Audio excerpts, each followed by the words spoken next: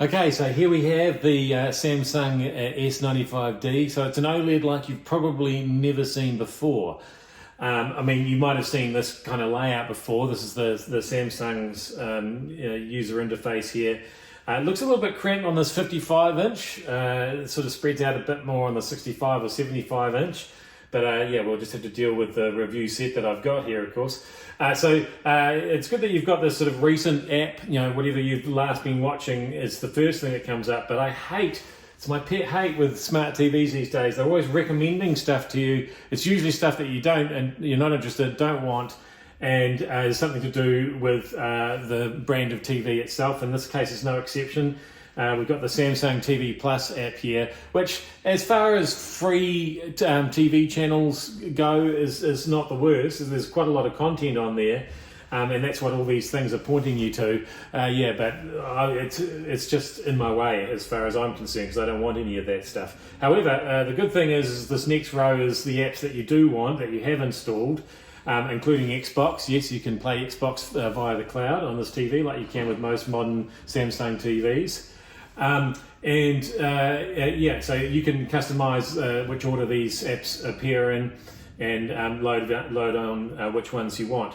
And then below that, depending on what you've installed and what you've subscribed to and what you've been watching, you'll get actually genuinely useful recommendations here. So stuff that I've got on my Plex, on my Apple TV, on Netflix, etc., etc. But let's dive in and show you how good this panel really is, and one of its really unique features. So if we just jump back into Civil War here, and I'll get out of the way, and you can see how the colours really pop. It's the contrast is there, all the clarity is there. It's a remarkable picture. But remember, this is a really, really bright room. And if I show you from the angle here, where's the reflection on this screen? Look, there's a window down there, bright window. We're getting no reflection there. I'll just take you around the other side, and look, this room is full of windows, and yet I've got a slight blur of a light. So there's this anti-reflective technology on the Samsung panel that, yeah, you've really just got to see to believe it.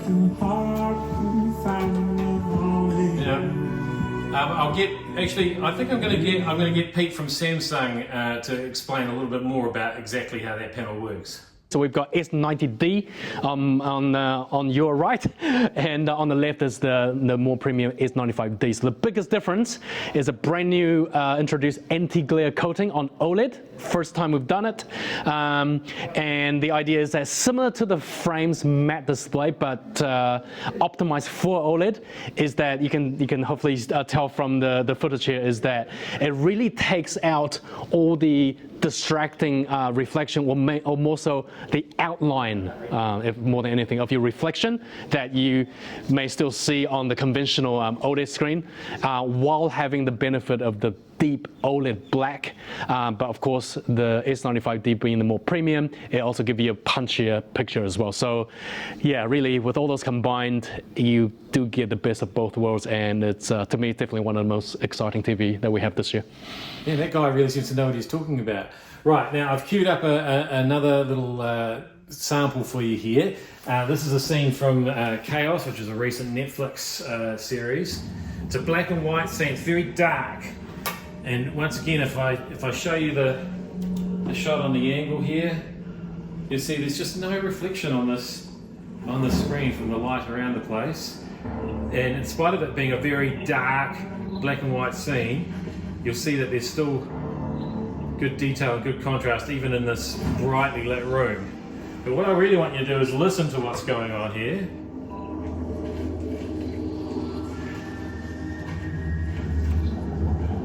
And you can hear that rumble coming through.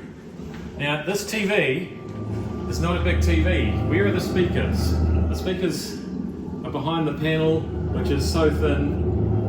Look how thin that is. But the way I've got this sounding so good is I've paired this TV with the new Samsung Music Frame speakers, for rear speakers. If we just go and have a look over here, there's one with a picture of my dog in it. It's a speaker. How did you die? And we go past this very shot brightly lit myself. window. What? Come over here on Why? the shelf. I wanted to do it That when is a they speaker buried right you there. without a coin, but I had to wait. You betrayed me. And No, so Knut, how that I works didn't. is, You led them to me. Yes, we might because just you turn it had down to a little bit fulfill so your you can hear what I'm prophecy. saying. I waited 10 years, So how that works is, and today it's very, very easy to set up. What? And you can do this with Samsung sound bars and things as well this year. No. If we just Mum, go into the settings messing with menu. me, friend. It isn't what you think. The gods lied to us. Mum, no one goes back to Earth. We might just pause that. It's a bit hard to listen to him and me. We go to this thing called Q Symphony. And that'll just open. And as you can see there's a little diagram of the TV and the music frames. And basically any Samsung device, soundbar or speaker that you set up will show up on that list, and you can move it around and put it wherever you want. And so I've decided to have it as my rear speakers because I figured that the TV was doing enough for it. And then that's you done. That's your surround sound system all set. As easy as that. So, yeah, as you can see, it's a very full-featured little telly. I say little, 55-inch this one. But man, oh man, what a great, bright OLED picture with virtually no reflection at all. And a great sound, especially when you team it up with those Samsung Music Frames.